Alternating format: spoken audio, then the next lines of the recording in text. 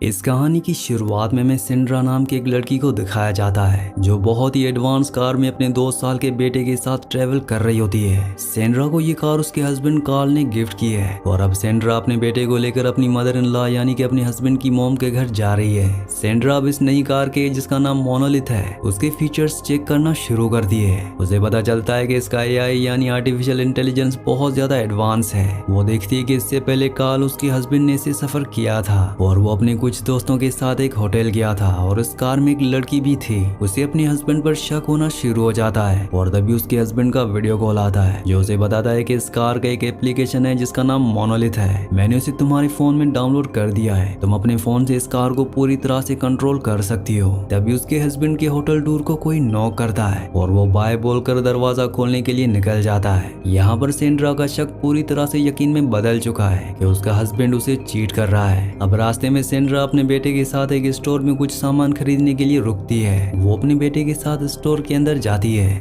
तभी वो देखती है कि बाहर एक आदमी उसकी कार के अंदर झांक रहा है, लेकिन उसके पास जो फोन है उसे वो अपनी कार को कंट्रोल कर सकती है और वो कार के उस मोड को ऑन कर देती है जिससे कार के अंदर कोई भी नहीं जा सकता। यानी कि कार अब पूरी तरह से एक बंद बंकर के रूप में बदल चुकी है। अब इसके बाद सेंड्रा सामान खरीद ही रही होती है कि तभी वो देखती है कि उसका बेटा वहाँ पर नहीं है। ये देखकर सेंड्रा डर जाती है क्योंकि उसके बेटे को अस्थमा भी है और जब वो बाहर जाती है तो देखती है कि वहाँ पर कुछ लड़कियां हैं जिनके साथ उसका बेटा खेल रहा है। इस बात से सेंड्रा को बहुत गुस्सा आ जाता है और वो उन्हें उल्टा सीधा कहना शुरू कर देती है, जिसके बाद वो लड़कियां सेंड्रा की तरफ बढ़ने लगती हैं। लेकिन सेंड्रा अपने बेटे को लेकर अपनी कार में बैठ जाती है और कार को बंकर वाली मोड को जिसे वोट कहा जाता है उसे ऑन कर देती है। इसके बाद सेंड्रा अपने बेटे को लेकर निकल जाती है। अब इसके बाद सेंड्रा अपनी बेस्ट फ्रेंड को कॉल करती है। उसकी बेस्ट फ्रेंड बताती है कि इस वक्त मैं होटल में हूँ। ये सुनकर सेंड्रा को शक हो जाता है, ये हो ना हो उसकी बेस्ट फ्रेंड उसके हस्बैंड के साथ है, यानी कि इन दोनों का अफेयर हो रहा है। सेंड्रा को ये भी पता चल जाता है कि उसकी बेस्ट फ्रेंड के साथ उसके कमरे में कोई है। वो उसे इंसिस्ट करती है कि मुझे उसका चेहरा दिखाओ और उसकी बेस्ट फ्रेंड उसे चेहरा नहीं दिखाती और अपना फोन कट कर देती है। सेंड्रा की परेशानी अब और भी बढ़ जाती हैं, पर अब सेंड्रा अपनी मदर इन लॉ के घर पहुंच चुकी है और घर के अंदर जाने के बजाय वो तय करती है कि वो उसी होटल में जाएगी जहाँ पर उसके हस्बैंड ने स्टे किया था ताकि वो उसे रंगे हाथों पकड़ सके। और अब वो अपनी कार को पूरी स्पीड से उस तरफ भगाना शुरू कर देती है। कार का एआई सिस्टम उसे बताता है कि आगे एक्सीडेंट हुआ है, हमें दूसरे रूट से जाना चाहिए, लेकिन वो किसी भी तरह से जल्द होटल तक पहुंचना चाहती है। सेंड्रा कार के सिस्टम से कहती है कि मुझे सबसे शॉर्टकट रास्ता बताओ और अब उसकी कार एक शॉर्टकट रास्ते की तरफ बढ़ चलती है जो कि एक सुनसान रास्ता होता है। चारों तरफ बहुत ज्यादा अंधेरा होता है, इसीलिए उसे कुछ नहीं दिख रहा होता।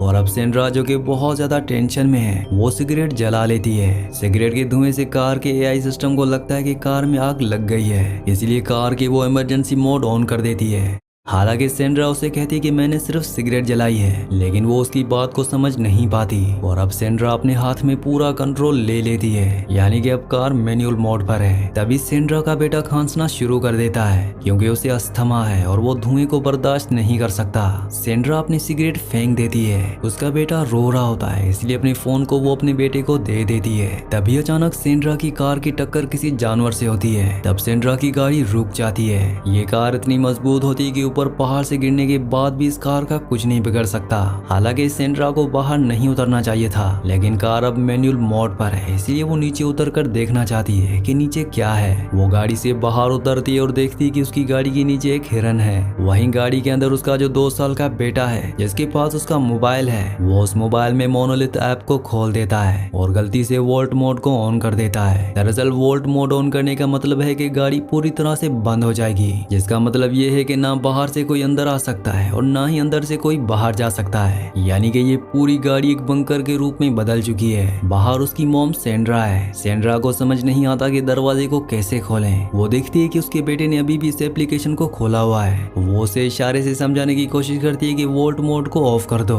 पर उसका बेटा सिर्फ 2 साल का है, वो उन बातों को समझ नहीं सकता। और तभी उसके बेटे के हाथ से मोबाइल छूट जाता है और अब वो मोबाइल नहीं उठा सकता क्योंकि उसने सीट बेल्ट लगा रखी है। 2 साल के बच्चे को पता नहीं होता कि सीट बेल्ट को कैसे खोला जाता है। सेंड्रा बाहर बहुत परेशान हो जाती है। वो पत्थर से इस शीशे को तोड़ने की कोशिश करती है, लेकिन ये कार दुनिया की सबसे मजबूत और सबसे सेफेस्ट कार है, इसीलिए इसके शीशे को तोड़ा नहीं जा सकता। सेंड्रा पूरी तरह से परेशान हो जाती है। उसने पीछे एक पावर हाउस देखा था। सेंड्रा मदद के लिए वहाँ पर जाती है, लेकिन वहाँ कोई नहीं होता। हालांकि वहाँ पर एक फोन होता है, लेकिन वो भी डेड है।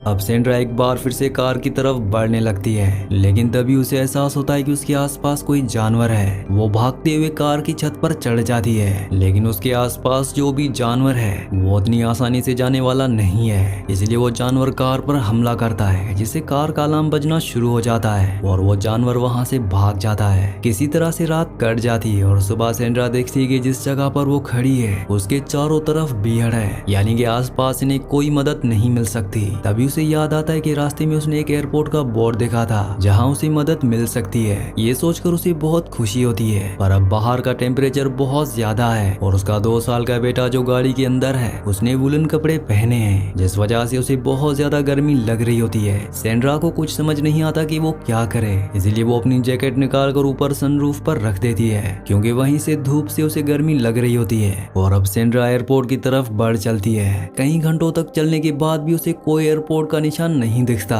वो बहुत ज्यादा थक चुकी है और प्यासी भी है, लेकिन सेंड्रा की किस्मत अच्छी होती है कि उसे एक नदी मिल जाती है जहाँ से वो पानी पीती है। इसके बाद एक बार फिर से वो आगे बढ़ती है और जल्दी वो एयरपोर्ट तक पहुँच जाती है, पर वो देखती है कि ये एयरपोर्ट एक वीरान एयरपोर्ट है जहाँ पर कुछ टूटे फूटे प्लेन्स के अलावा कुछ भी नहीं है। वो प्लेन के अंदर जाती है और प्लेन के रेडियो से कांटेक्ट करना चाहती है, लेकिन वो रेडियो काम नहीं कर रहा होता। यहाँ उसे एक बोतल मिलती है। वो बोतल लेकर नीचे उतर जाती है। साथ ही वो प्लेन के 2 टायर्स भी जला देती है ताकि धुएं से कोई इनकी मदद के लिए इस जगह तक पहुंच सके। और अब सेंड्रा बोतल लेकर नदी तक पहुंच जाती है, जहां से वो पीने के लिए पानी भरती है। और जब वो गाड़ी के पास पहुंचती है तो देखती है कि उसकी जैकेट नीचे पड़ी है, जो देखकर वो डर जाती है। वो भागकर वो अपनी गाड़ी के पास जाती है और देखती है कि उसका बेटा गर्मी की वजह से बेहोश है, इसीलिए जो पानी वो अपने साथ लाई होती है वो गाड़ी के ऊपर डाल देती है ताकि टेम्परेचर कुछ कम हो सके। हालांकि गाड़ी का फैन चल रहा होता है, लेकिन एयर कंडीशन बंद होता है, इसीलिए उसके बेटे को बहुत ज्यादा गर्मी लग रही होती है।